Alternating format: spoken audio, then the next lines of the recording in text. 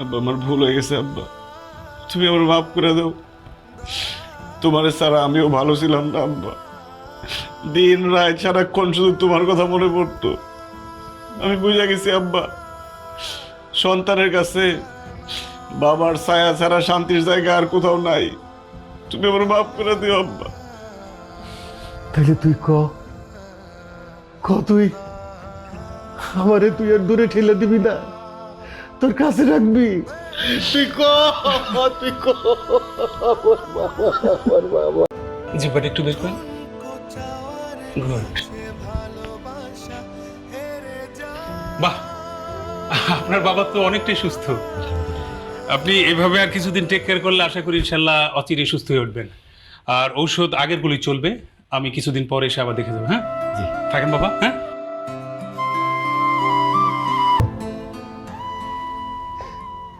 তুই কি এখনো তোর বাবার উপরে রাগ করে আছিস রে বাপ?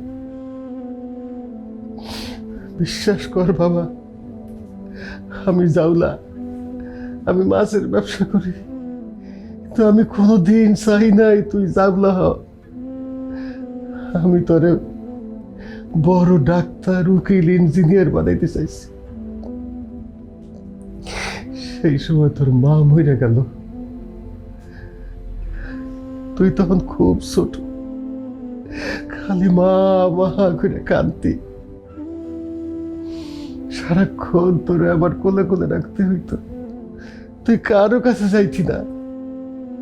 আমি যেইখানে যাইতাম সেইখানে তোরে নিয়ে যাইতে হইতো।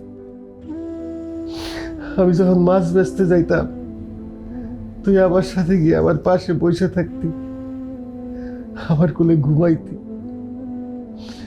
আমি তোরে কইতাম, বাজার তুমি বাসায় চলে যাও, তোমার নাকে মাছের গন্ধ লাগবো।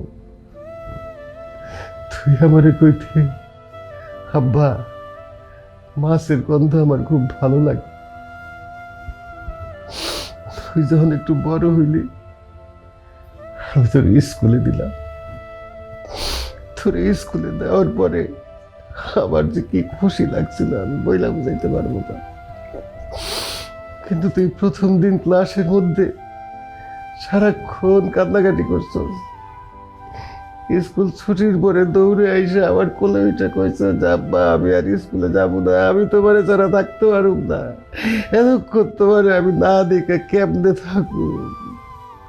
তুই আমার এত বেশি ভালোবাসতি রে রুইতন। আমিও তোরে বকাঝকা কইরা মারধর করে স্কুলে পাঠাইতে পারি নাই, কারণ তোরে তো আমি আমার জীবনের চাইতে বেশি ভালোবাসি রে রুইতন।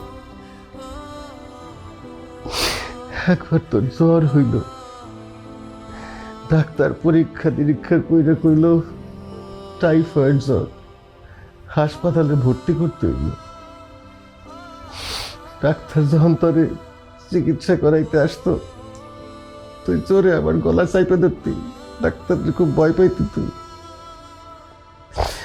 তোরে জোর কইরাও হাসপাতালে দিতে পারে নাই, হাসপাতালের বেডে শোয়াইতে পারে নাই। 7টা দিন তোরে আমার কোলের উপরে রাইখা চিকিৎসা করতে রে বাপ। সেই রুইধন তুই কেমনে আমার সাথে সম্পর্ক ছিন্ন করলি রে বাবা? কেমনে তুই কইলি তোর সন্তান বইলা পরিচয় না দিতে? কেমনে পারলি রে বাবা তুই এত পাষাণ হয়ে যাইতে রে বাবা? আব্বা আমার ভুল হয়ে গেছে আব্বা, তুমি আমার মাফ করে দাও। তোমার ছাড়া আমিও ভালো ছিলাম না আব্বা, দিন রাত সারাক্ষণ শুধু তোমার কথা মনে পড়তো। আমি বুঝে গেছি আব্বা, সন্তানের কাছে বাবার ছায়া ছাড়া শান্তির জায়গা আর কোথাও নাই। তুমি আমার মাফ করে দিও আব্বা। তাহলে তুই ক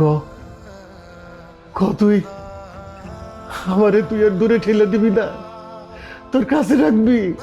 তুই ক আমার বাবা, আমার বাবা।